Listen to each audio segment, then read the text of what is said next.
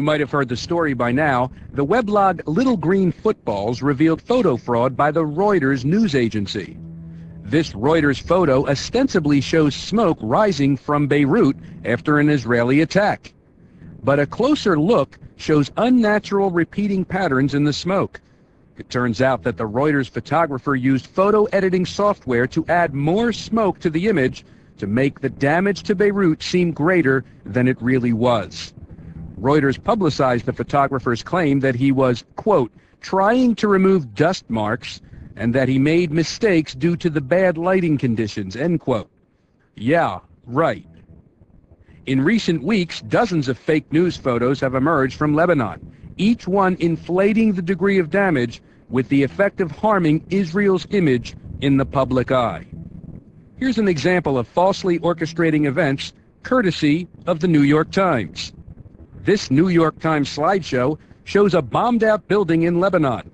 Notice the man on the right, without a shirt, wearing a distinctive green hat. Here he is again, assisting at the scene. Here's the same guy, this time posing as one of the dead victims, being pulled out of the rubble. And there's his green hat concealed at his side. Check out this example. This photo shows a woman at the wreckage of her Beirut apartment. Notice the date this photo was issued, July 22, 2006.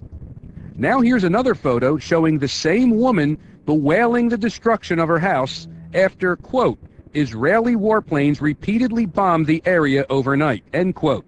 The date of this photo? August 5th, 2006, 2 weeks after the first one. Yes, it's the same woman, same clothes, same scar on her left cheek, same mark under her right eye. Was her home demolished twice, 2 weeks apart? Check out this one. U.S. News and World Report ran this cover photo of a Hezbollah fighter overlooking a fire in Beirut. Reuters photo caption said that, quote, wreckage of a downed Israeli jet billows smoke near Beirut, unquote. A closer look at this photo, however, shows automobile tires burning. No, not a war scene, just a garbage dump. From Reuters.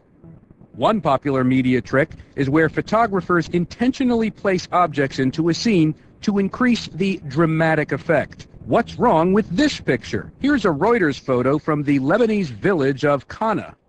An explosion destroyed the surrounding buildings, yet a mannequin in a wedding dress just happens to be standing next to the bomb site, perfectly posed in front of the wreckage. Here's a stuffed animal strategically placed in front of some wreckage. Notice that the toy is completely clean, even though the rest of the scene is dust-covered rubble. From Reuters.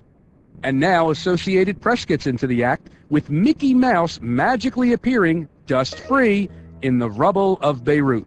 Though not to be outdone, Reuters gives us Minnie Mouse, clean, fresh, and dust-free. Mark Twain once said, quote, if you don't read the newspaper, you are uninformed. If you do read the newspaper, you are misinformed. By exaggerating Israeli violence, these fraudulent photos increase sympathy for Hezbollah and generate world pressure on Israel to stop its attacks. And news agencies like Reuters are complicit in this fraud.